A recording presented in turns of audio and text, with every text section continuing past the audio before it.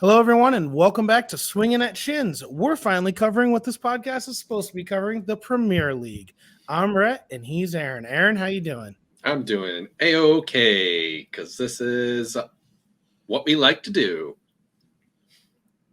And I hear you. This is great. this is perfect.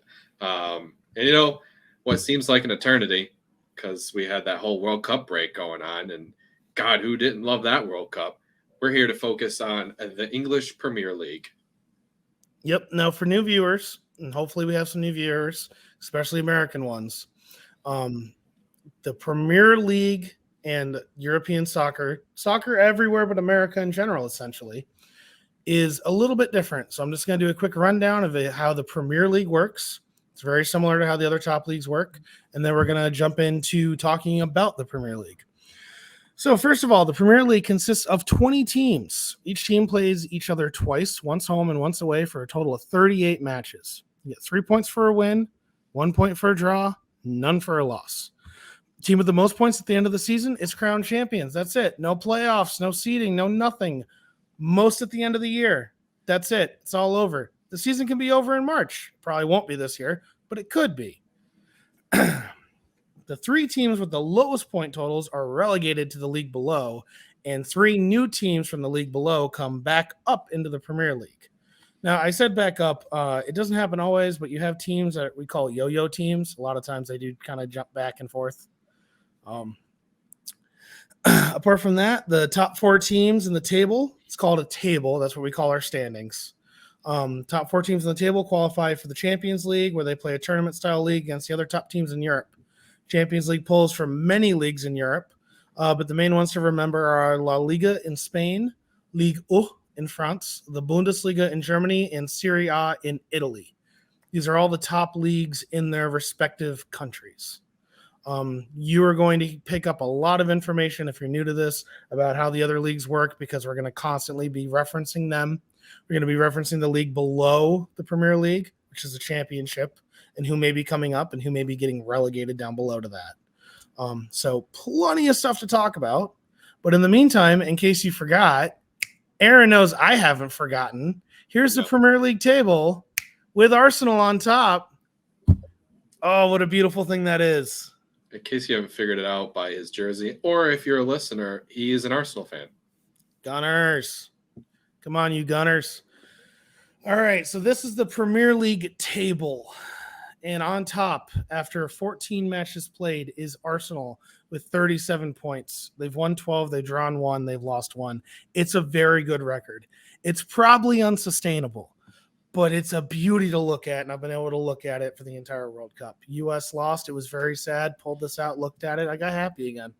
It was that simple. Aaron, you want to run down the rest of the Champions League spots? Yeah, sure. So we have Man City right behind Arsenal with 32 points.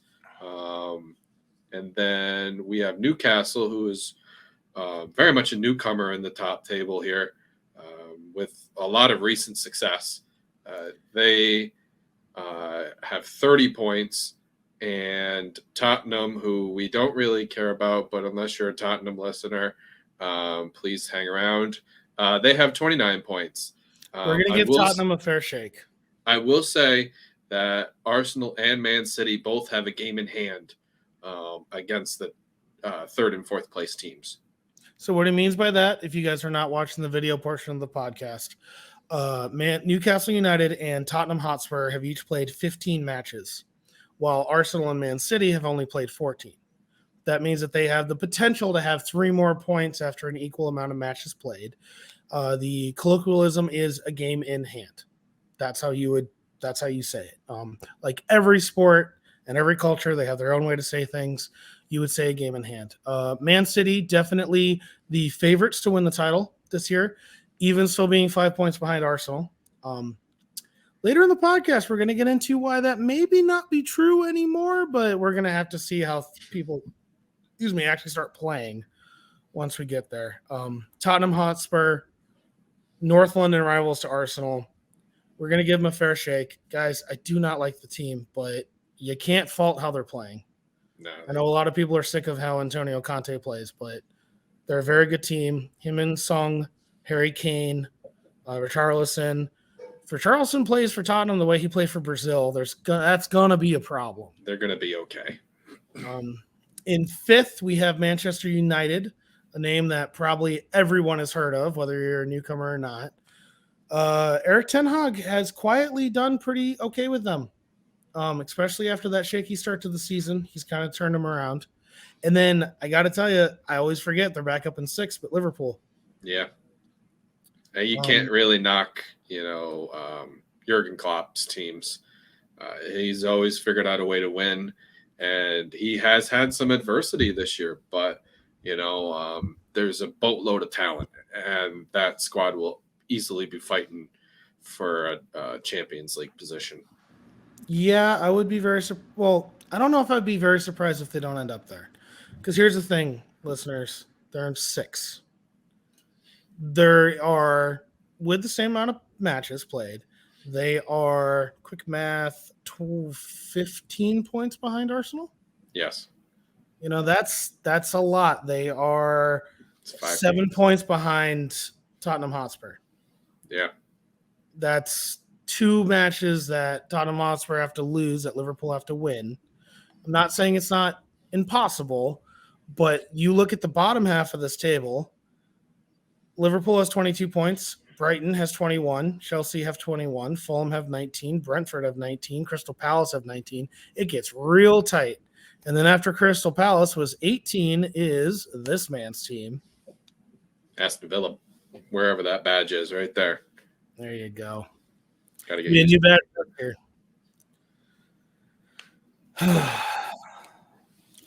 Leicester City, Bournemouth, Leeds, West Ham, Everton, all real close. And then in the horrible, terrible, no good, very bad relegation spots, Nottingham Forest, Southampton, and Wolverhampton Wanderers.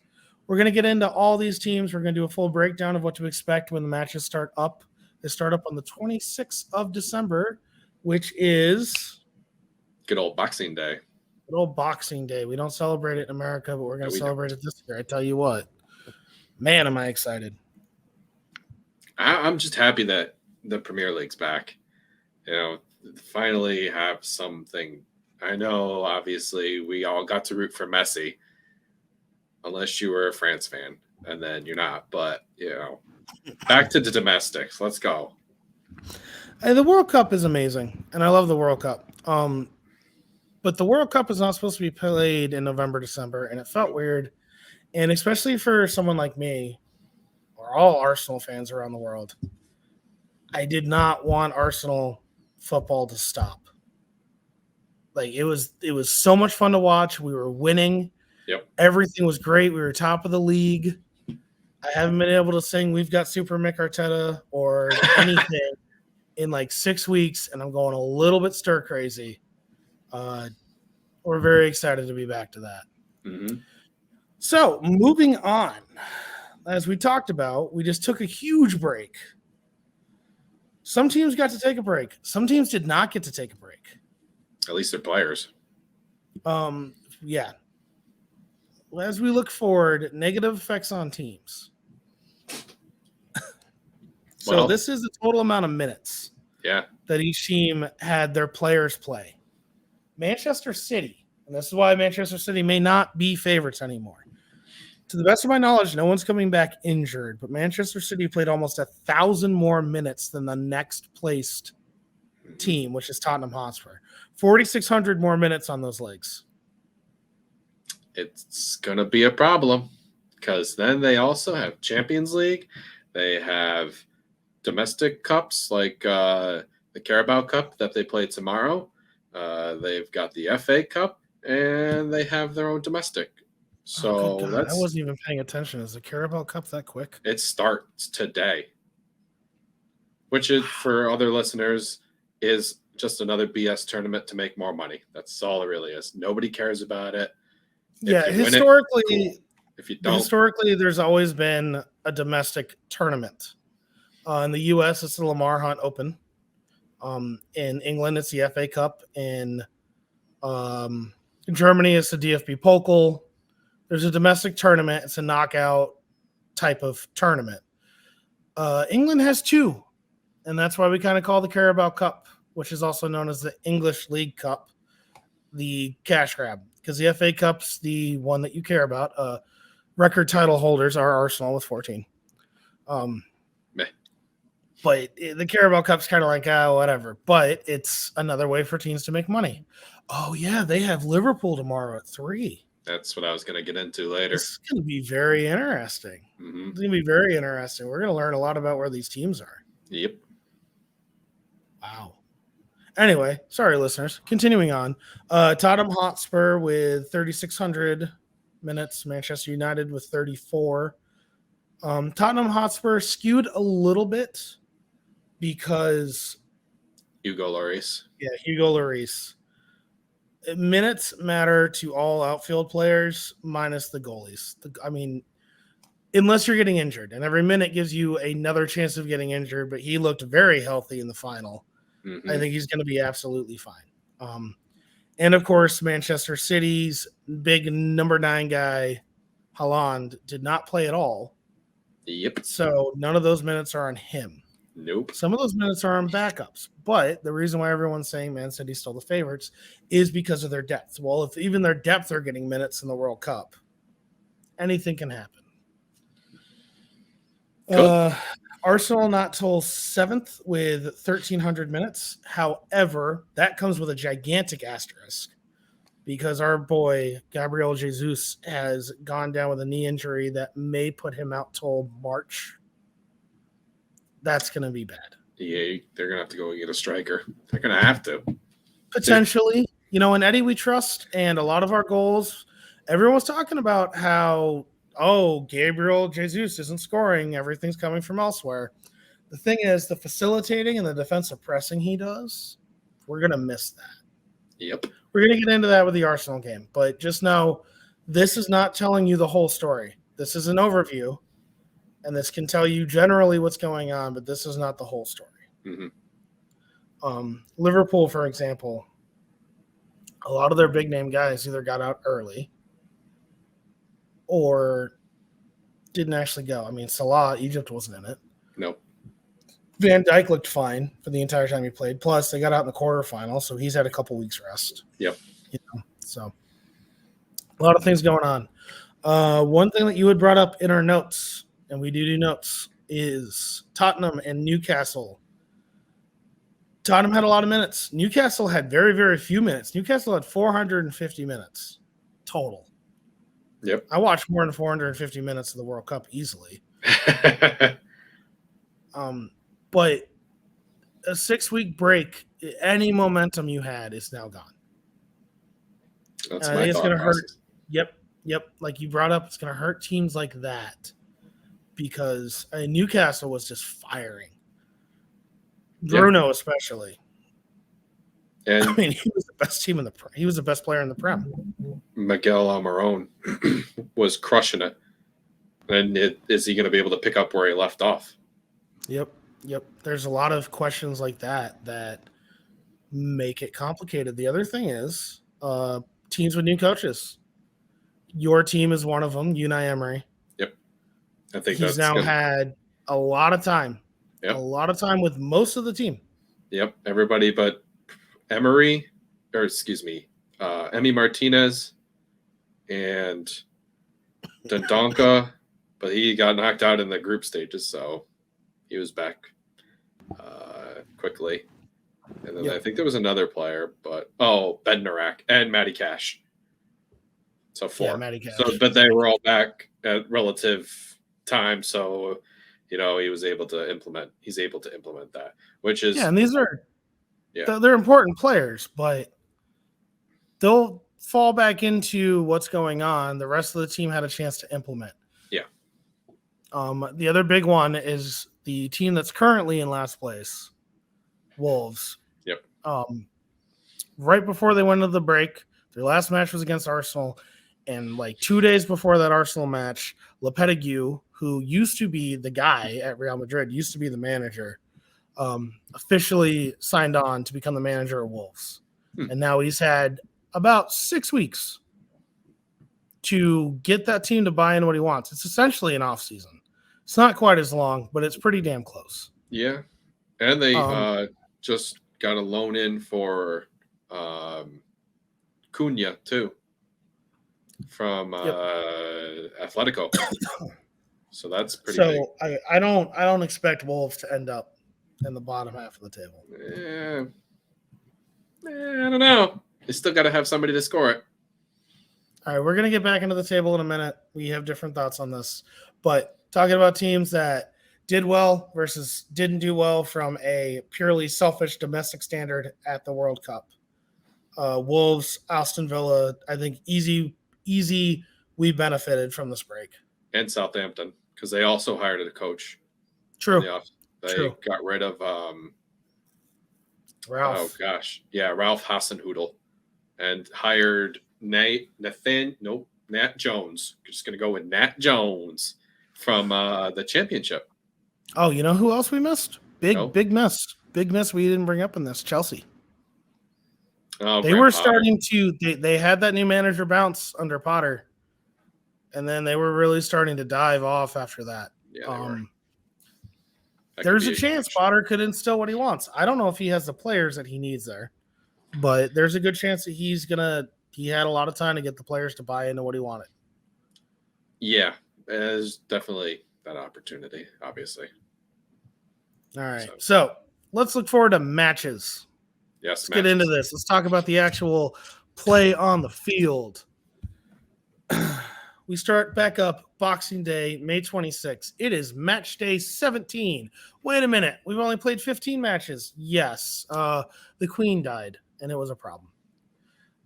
They canceled all the matches one weekend for a in memoriam. They canceled a bunch of other matches because they didn't have police presence at the games that they needed because of the funeral. Yep. So we're kind of all over the place. It is match day 17. Other matches are going to get made up. If you go to the Premier League website, excuse me, go to the Premier League website and you go to fixtures, it lets you know, hey, these fixtures still need to be decided when we're going to play them. Yeah. Yeah, they do a nice little postpone kind of thing. Yeah. Sorry, listeners. I have had this on again, off again flu cold thing for like 3 weeks now, and I'm over it, but I just got a cough and it's lingering. Anyway, the day after Christmas, don't stay up too late with your presents because 7:30 a.m. Eastern time, Tottenham Hotspur take on Brentford. Yes, they do. In Brentford. Yes, that is. Like you said, one team that has been playing well against a top team, and the other is Tots. Tottenham Hotspur is getting a real bad rap with this, and part of the reason why is because where Arsenal is in the table. Tottenham Hotspur has been playing very well. They have a lot of question marks, though. Richarlison put a lot of minutes on his legs. Harry Kane put a lot of minutes on his legs. Perisic put a lot of minutes on his legs. Hugo Lloris, will he play? I'll tell you right now, probably not. I'm going to tell you why. Because there was something I saw on The Athletic where the quickness of turnovers, a turnover I mean as in like time from the start of the World Cup and the end of domestic and the end of World Cup to domestic. It's like 7 days. Mm-hmm. The guy's gonna need to mentally reset after losing to Argentina. He's a professional. 7 days. I don't care. It's the biggest. It's the biggest trophy in the world. I mean, I agree. I see what you're saying. Question is, do you think that Conte is going to do that? It's not up to Conte. Sorry, this is interesting. I'm looking at FotMob. FotMob has Richarlison out till late January with a hammy. I had seen that, but I wanted to wait to hear about more news about it because I hadn't really seen much. So 22 hours ago, Tottenham went on Richarlison's scan after Brazil forward suffers hamstring injury. Well, there's that. They don't have that going for them. All right, so main takeaway from this match, Brentford, who has been playing up to almost everybody, had practically no minutes in the World Cup, is going to be playing against a Tottenham team. Yep. Harry Kane in England crashed out when Harry Kane failed to make a penalty. Hugo Lloris just lost on penalties, the biggest match in the world. Mm-hmm. And Richarlison has a hamstring injury. And they got a couple other players that are coming back from injury, like Betancourt's still out. Betancourt's out early January, so who knows with that. Yeah. Sessegnon still says a few days. Yeah. Brentford's not without their injuries. Or their troubles. Or their troubles. And let's get into that. Their troubles. So right as we're getting ready to go into the World Cup, Ivan Toney, English guy, forward, playing amazing, scoring on everyone. He had just scored to have Brentford beat Man City. Man City dropped points on the last match day before the World Cup. And it's because Ivan Toney scored in like the 98th minute. It was the 98th minute, yeah. Doesn't get picked up to go to the World Cup with England. About 2 or 3 days after that, it comes out that he has had, let me see here, 223 or 262 breaches of the FA gambling, I guess, rules. I'm not 100% on what it is, but essentially 262 times between 2017 and now, he has gambled on games in a way that the FA deems to be a breach. So from that, I'm going to make a educated decision that he gambled on games that he played in. Probably. He has until January 4th to come out with a statement, which makes us think that he will be eligible to play. Probably. However, I don't know. I have no idea. Is he going to come out guns blazing because A, he knows the end is nigh, and the World Cup snub, or the World Cup snub, mm-hmm. or is he going to come out playing like crap because he's worried about if he's ever going to play again? Or is he going to play?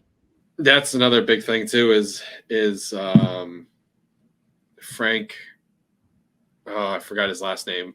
Gonna even allow him to play just to cut the cancer out, to not mess with the chemistry. They still have Brian Mabumba. Yeah. He could play as a striker. And if Sergi Canos is back, they have people to replace him. They're not quite the same quality, but I don't know. If I was the Brentford coach, I think I would just, the name. Sorry, bud. We're gonna wait until whatever the FA says. Yep, the name you're looking for is Thomas Frank. Thomas Frank. That was close. Man with two first names, easy to get it screwed up. They also have Ioane Wissa, who can play up front. Yep. I don't know. I have no idea what they do. Well, I think we might be able to glean how big of a deal these breaches are if he plays. It's also going to be interesting to hear what Thomas Frank says. It'll be a pre-game presser. It'll come out soon. Do you think that he gambled at halftime too? Bet over-unders, bet himself to score. How crazy is that? It's 262 breaches. That's their words. 5 years. How many match days are there? I don't know. It's insane because this is a guy who he's not in the Champions League. He's not in Europe at all. So he's on a team that doesn't make it far in the Carabao Cup. He's on a team that doesn't make it that far in the FA Cup. The championship has 44 games? Somewhere in that ballpark. 46 matches, something like that. So you're looking at 46 times 5, to put you in the ballpark. Yeah. I don't know. I have no idea. After what goes on, the Mbappe video in the World Cup kind of showed a lot. It was halftime. Guys were out of uniform. And I'm like, who has time to do this? You have 15 minutes. Mm-hmm. I could totally see him pulling out a phone. Just doing a or little uni bet. he has a guy Oh, and his guy's asking him, which is probably how it got on so long. yeah. I feel like sportsbet.com would let the FA know, hey, we got this guy called Ivan Toney. W88, there's 13. Listen, get sponsored by a Middle Eastern airline. Oil company. Ted Lasso told you how to do it. All right. I don't know. I think this is going to be very interesting. I think between the way Brentford plays already, I mean, Brentford have beaten Man United. They hammered Man United. Yeah, they did. They beat Man City. Yep. They drew Chelsea. They beat Brighton. Yep. The only team that they looked marginally bad against was an Arsenal team that was in the middle of their run. Yeah. Apart from that, they're a team that can beat almost anybody. Yeah, Oh yeah, they did get slapped by Newcastle. It's like 4-0. They got slapped by them, but still, I remember that. I remember that because I remember thinking, "Oh my God, Arsenal broke Brentford." It was like 2 matches after the Arsenal match. But yeah. You're right. All those teams are pretty decent teams. This is a game that Tottenham would be looking at as a oops game anyway. And now you're coming back from the World Cup. Richarlison's out. Harry Kane has no confidence. Hugo Lloris is shaken. Perisic has no more legs. They would have to throw out Fraser Foster. Oof. Yeah. He's like 40-some years old. 34? Just kidding. That's like the same number. Actually, that's pretty young for a goalkeeper. It's not going to be too much longer until you're on the wrong side of that 34 number. You can shut up. All right. Enough talk about Tottenham Brentford. Let's move on. Age. Or your age. I'm going to list off all the 10 a.m. kickoffs. For people who are new to this, England does it differently, like always. That might as well be the title of the podcast. England does it differently. The home team is always the first team listed. So when I said Tottenham versus Brentford earlier, that was actually backwards on my part. Home team is always the first listed. So 10 a.m. Eastern kickoffs. Palace against Fulham, Everton against Wolves, Leicester versus Newcastle, and Southampton versus Brighton. Which one of these piques your interest? Everton and Wolves. They both are probably going to want to pick up wins. They have been playing atrociously, honestly. Obviously shown by the Wolves being in last place and Everton being very flat when they play. I'm interested to see how Pickford plays because he was also the English goalkeeper that got knocked out in the quarters, and see how his confidence is. Because again, goalkeepers are fragile, and their mindset could be broken. Not easily, but when you lose in a World Cup, it's pretty demoralizing. I don't necessarily know if he's going to be too demoralized over that. Mostly because it wasn't his fault. He didn't have a howler that knocked him out. But one thing that does interest me about this game is this has huge relegation implications. Mm-hmm. Going to pull this back up. Wolves is last. Yeah. Everton is 17th. 1 point clear at 14. Only 4 points clear of bottom side Wolves. Everton's actually one of my picks to go down. They almost went down last year, and best I can tell, they got worse. They definitely haven't helped themselves. Nope. So this is going to be a match that a lot of people could be pointing back to come May. Yeah, it's possible. As a big deciding, especially if there's a 3-point swing. Yeah. As a little bit more of the vernacular, this is what's called normally, this is for the top half of the table. But this is a true 6-pointer because there can be a 6-point swing with this. And this is going to be a big deal from a relegation standpoint. I also think Lopetegui having essentially 5 weeks get his players in shape, could be a big deal. Yeah. Well, The other match that sticks out to me is Leicester-Newcastle.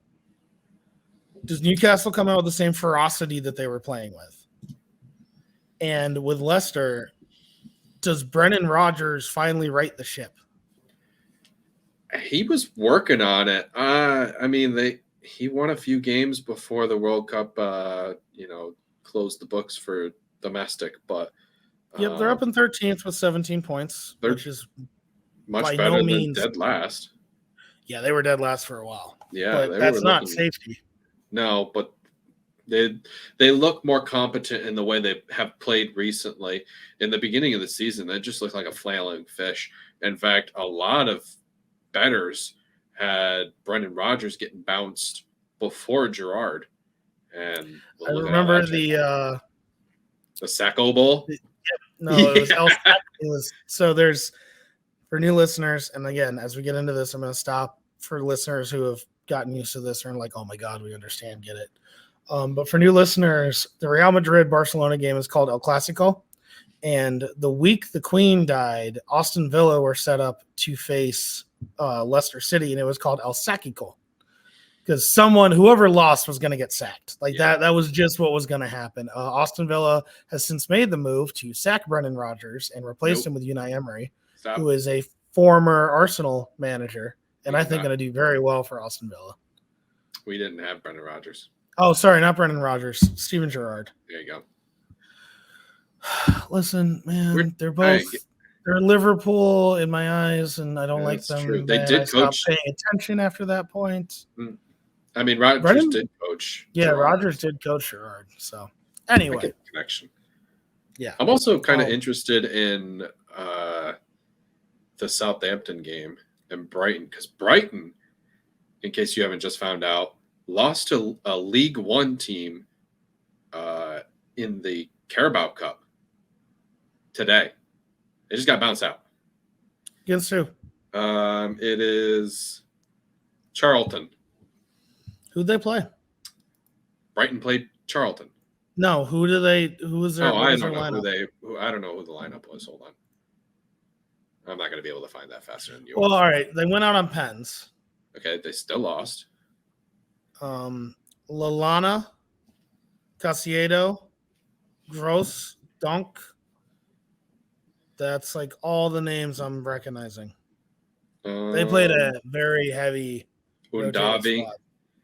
He's a striker that they signed, in the summer window. Is that Pascal Gross? They had Pascal Gross as a left back. Tyreek Lamptey, Billy Gilmore. That's a pretty Moises Caicedo. That's not like, it's not a first-class Brighton team, but there are a good number of first-class players on there. Yes, there are. Get out of here. No, I'm shaking my head because I was trying to remember who Arsenal lost to in the EFL Cup, because for whatever reason that match wasn't broadcast. It was Brighton. We lost to Brighton. Brighton took the hit for us, so we didn't have to lose to Charlton. That's it. Yeah, that's what the cause was. I want to see how Nathan Jones coaches this Southampton team, being from the Championship, coaching Hull City, I think it was. I want to see how that's going to transition. Yeah, we can see. I think this EFL Cup match notwithstanding, I think Brighton's going to come out and slap Southampton. Probably. They're going to be like, what the hell, man? Why did we do this to ourselves? That's where we're at with that.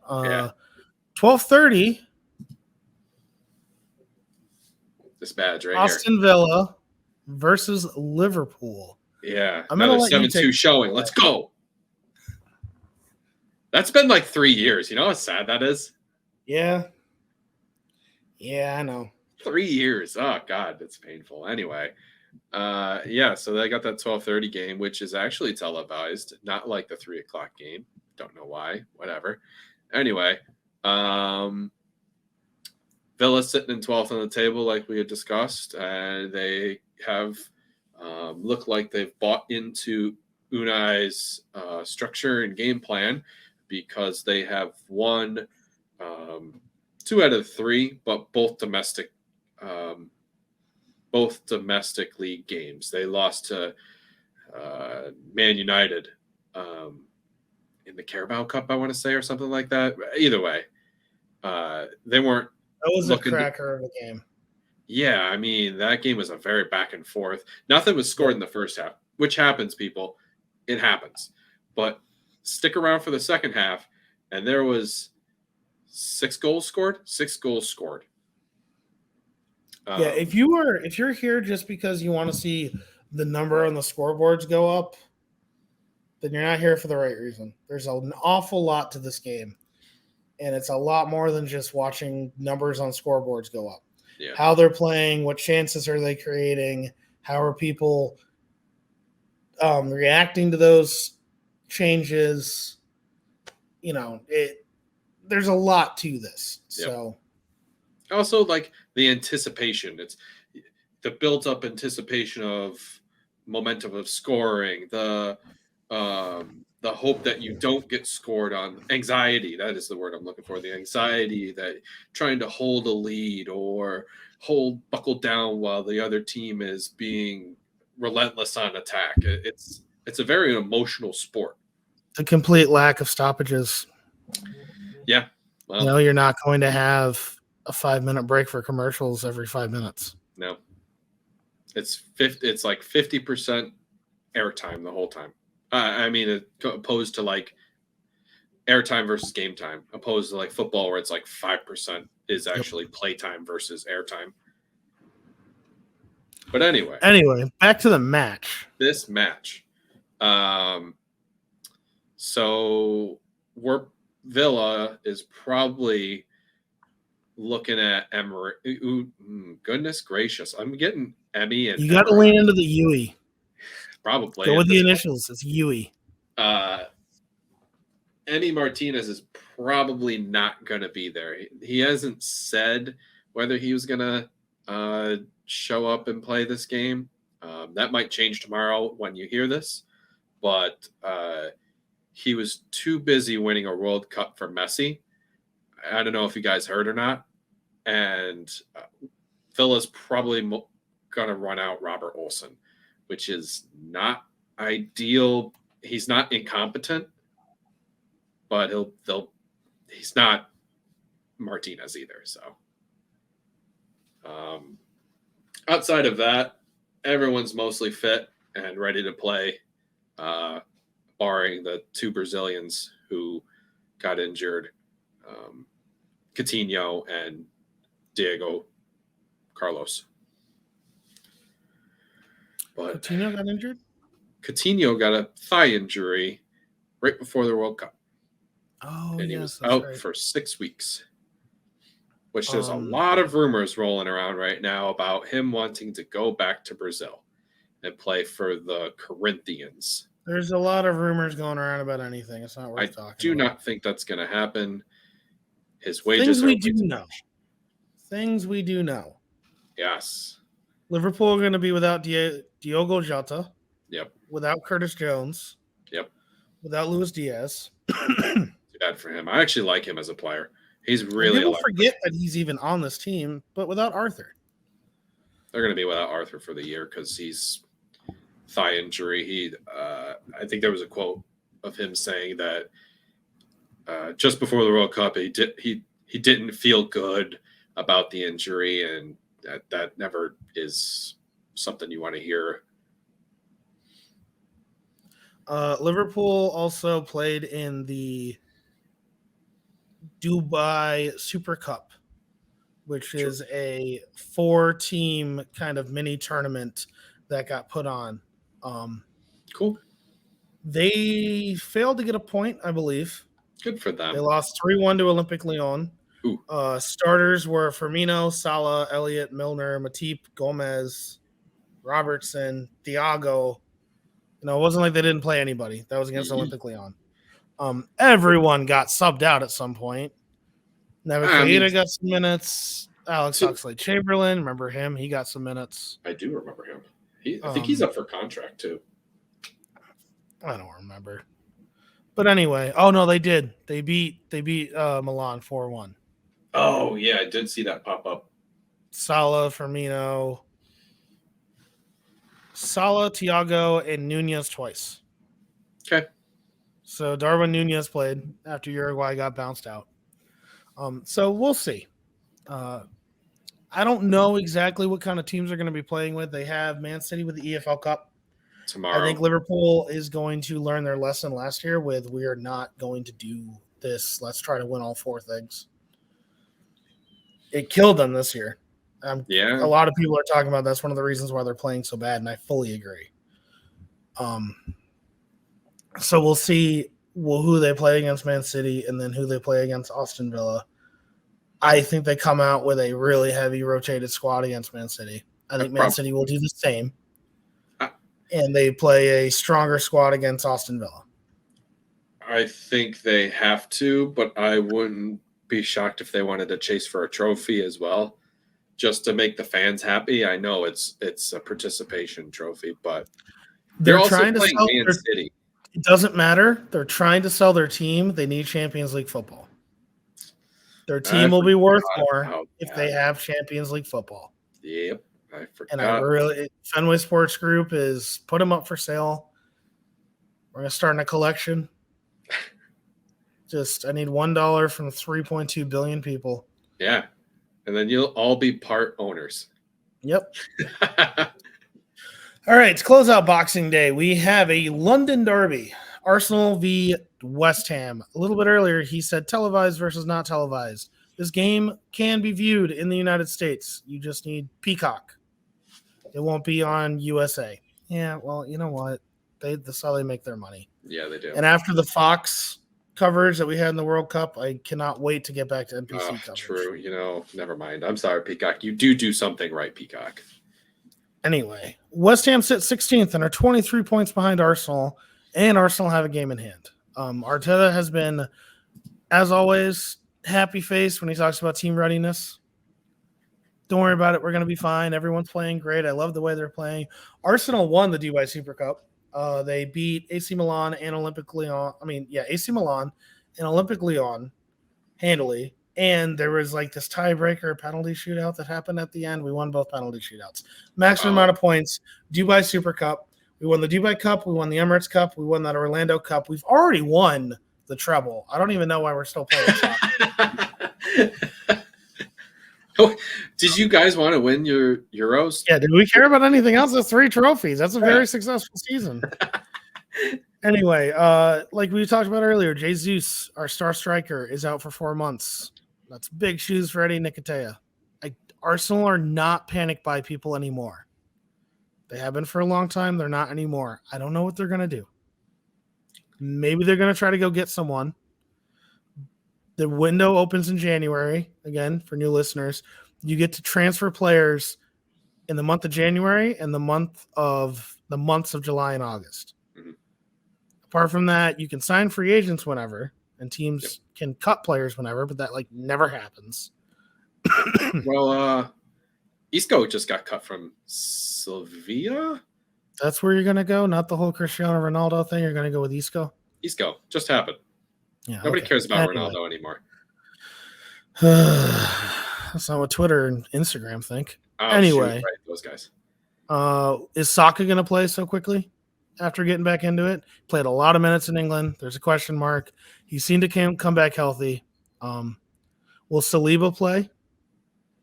Didn't play a lot of minutes, but he was on that French team that just lost in penalties in the World Cup final. I think he plays. I hope he plays. He's an anchor for that team, and the minutes are the difference. No matches but the Tunisia match, I believe. Yeah, no, he'll be okay. Unless he really wants to.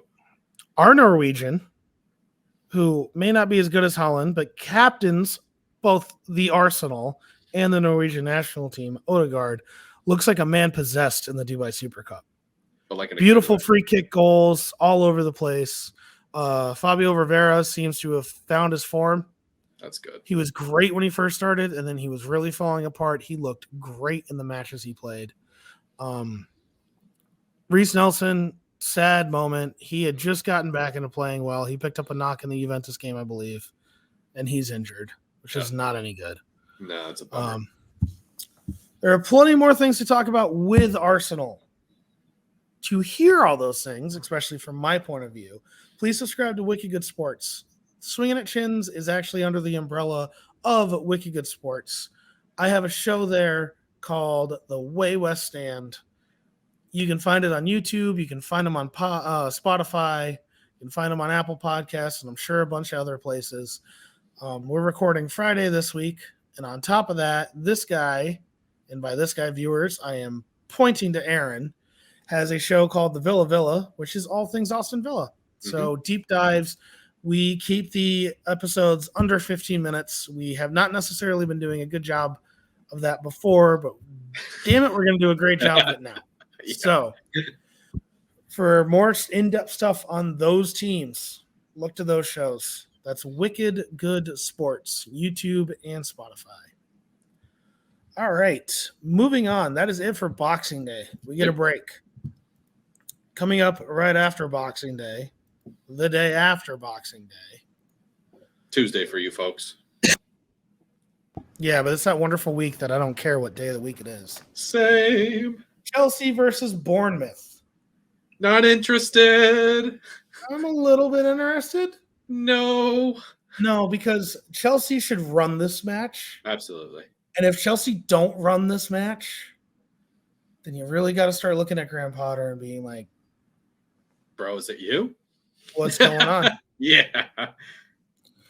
Chelsea's problem is, so Wesley Fofana out till late January, Ruben Loftus-Cheek a few days, Reece James, it'll be a lot better when they come back. Yeah. N'Golo Kante still out till 2023, February. Azpilicueta has a calf injury, a few days. Excuse me. We'll get through it, folks. Ben Chilwell's out. They have injuries. But more important than injuries, they have the exact same problem that Spain had, and they have the exact same problem that Germany had. Neither of those teams have Christian Pulisic. Chelsea does, and they still have this problem. Well, I meant Spain and Germany. They don't score goals. Yes, they don't score goals. It's really bad. They have Pierre Emerick. Yeah. No, they have a guy. He's not turning it on. I don't know if he's just older or what have you. They have a goal differential of 0. Ouch. That is not what you expect from a Chelsea team. It's not looking good for them. I don't know what's going on. They lost Broha, too. Oh, sorry. Didn't mean to cut you off like that. Yeah. No, you're fine. Bournemouth, for whatever it's worth, have a couple injuries coming into it. Chelsea haven't kept a clean sheet in 8 matches. They haven't scored in their last 4. That's not good. It's not good. Things are bad in West London. Yeah, you can't do that and expect to be in Champions League. You could get away with, being in not relegated, but that's not what they're looking for. So Chelsea are scoring on average 1.2 goals. That's not good either. Bournemouth Folks, when you're looking for on average 1.2 goals. Oh, yeah, that's how bad it is. Folks, that's bad. Like, if you're a top flight team, you should be putting in 2.2 to 2.5 goals or more a game. Yeah, Arsenal are ranked second at 2.4. Yeah. See? Doubling. They scored double the amount of goals that Chelsea do. Yeah.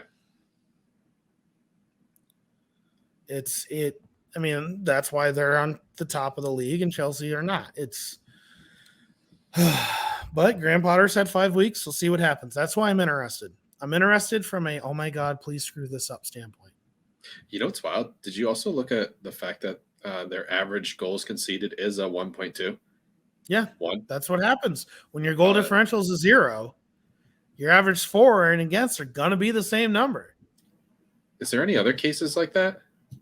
I don't know. Look real quick. See who has a 0. Oh, you know who else has a 0? Man United. who has a And 3 p.m. game against Nottingham Forest. I didn't mean to lead into that, folks. That just happened. No, we do our research. Don't you worry about it. Yeah, Man United also have Yeah, okay. 0. And it's a goal differential of 1.43. 0, 20-20 to Chelsea 17-17. Yep. And Leicester City have finally brought it back to even as well. Okay. 25-25. Also can confirm that it's 1.34 United.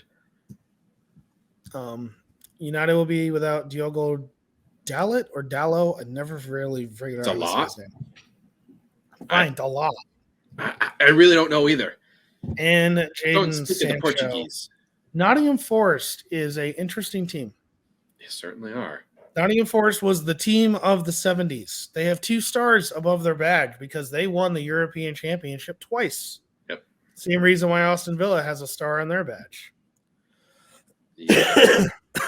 Nottingham Forest went down to all the way to League 2 at one point, I think. That. Yeah, they crashed real hard. They are now back up in the Premier League where they made a record 22 signings. It's 22, 23, 25. I don't know. Yep, over the summer. Essentially, they're playing with a brand new team. Not the team that got them to the Prem, a brand new team. So far, it is not really working out. They're almost out of relegation, though. Yeah, well, they're only a point behind is Everton. Yes, but the problem is if you look at this relegation, you have Nottingham Forest, Southampton, and Wolves. Yeah. Who gets out of that?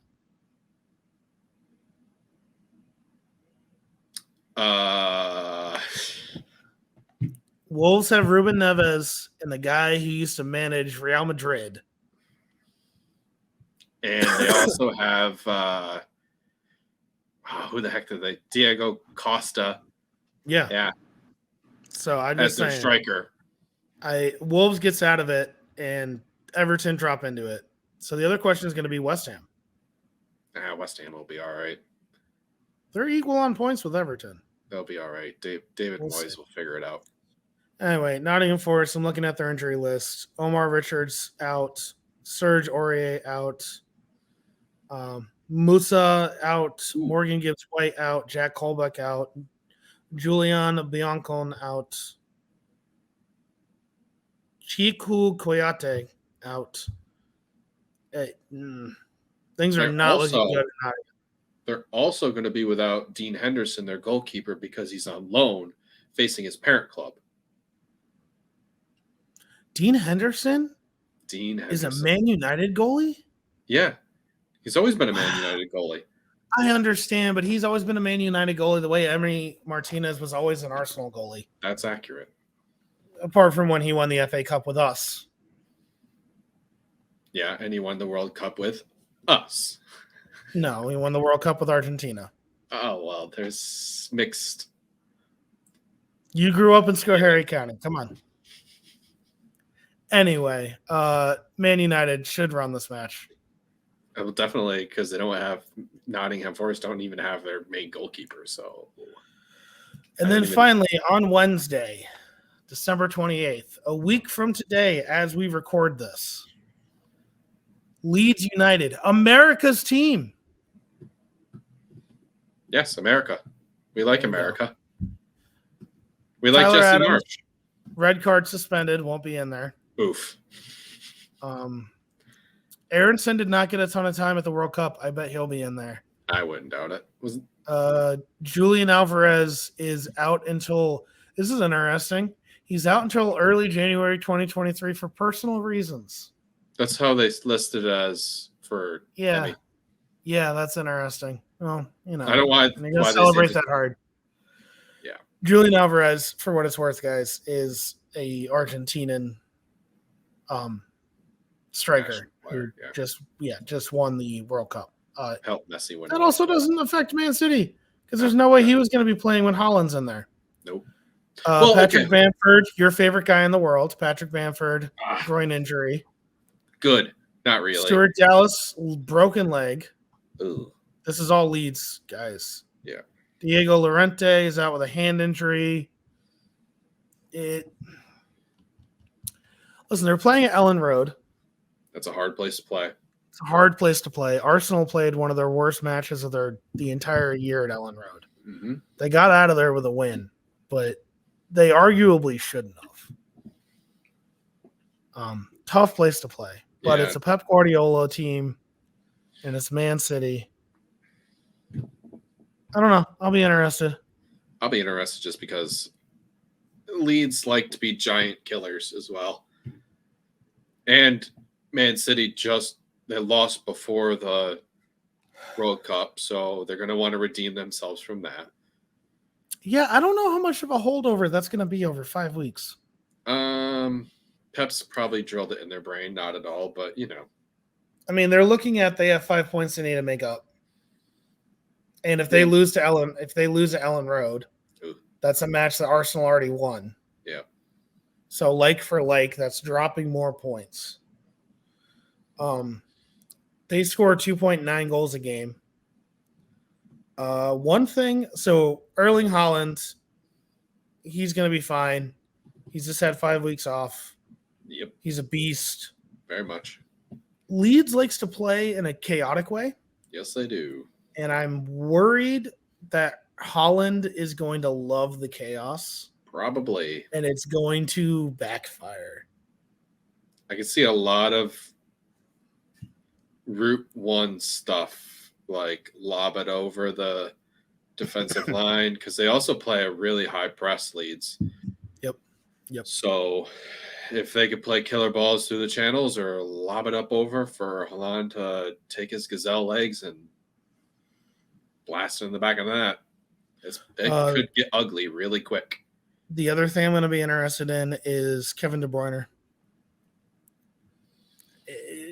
Belgium very much did the French implosion at the World Cup, and there was mudslinging and yelling back and forth, and it got a little bit ugly.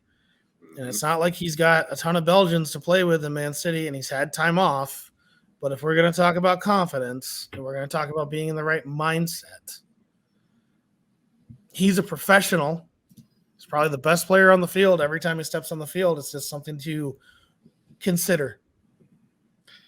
Oh, I think he'll be all right. Honestly, you always think he's going to be all right.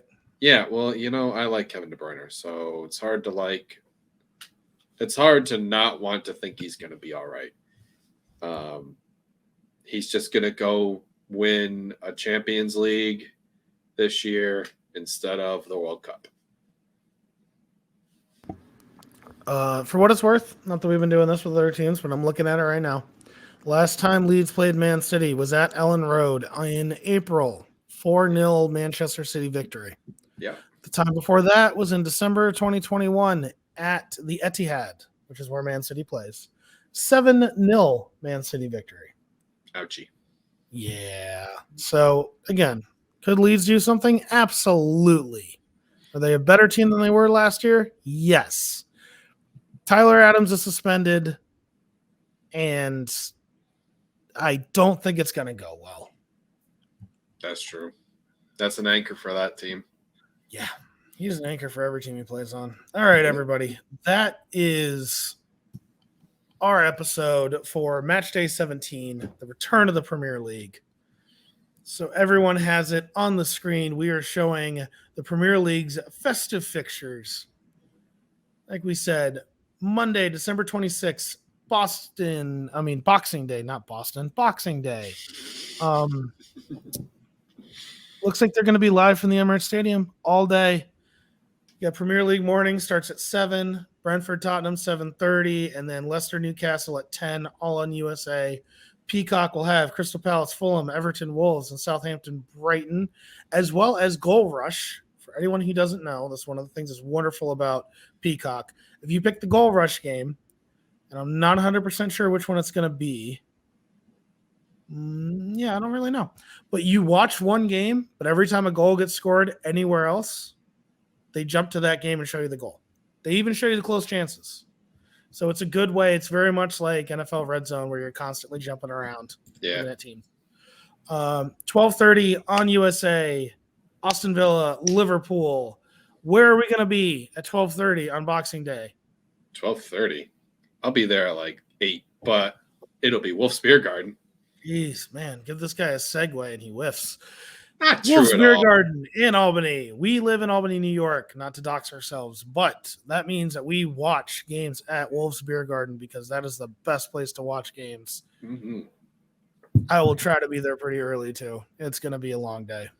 Anyway, Austin Villa, Liverpool on USA or on the screens at Wolf's Beer Garden. If you're in the capital region, please come join us. Get away from your family. You just saw them all Christmas. You don't want to see them anymore. Or if you like them, bring them down. Either way, that's where you want to be. And then 3 o'clock, Arsenal West Ham on Peacock. And then 6 o'clock, the Men in Blazers show, if you're interested in that. Moving on to Tuesday, quick recap. Premier League Live kicks off at 12. 12:30 is Chelsea versus Bournemouth. And 3 o'clock is Man United versus Nottingham Forest. That's all on USA. And then Wednesday, Premier League Live kicks off at 2. And Leeds Man City kicks off at 3. Both of those are on USA. Is there anything else we need to go over? Anything else we need to touch on? No, I think we've got it all covered for our first Premier League episode. Yep. Things are going to speed up as we do less explaining and more just talking about what it is. This is going to be one of our longer episodes. If you are still listening, thank you very much for listening. We love you. And we will see you guys next week. Thank you. Well, guys, that was an episode of Swinging at Shins. We appreciate you for coming out and listening to us. If you guys want to hear or see more, we have links in the description below. We hope to hear from you soon and hear more about what you have to say.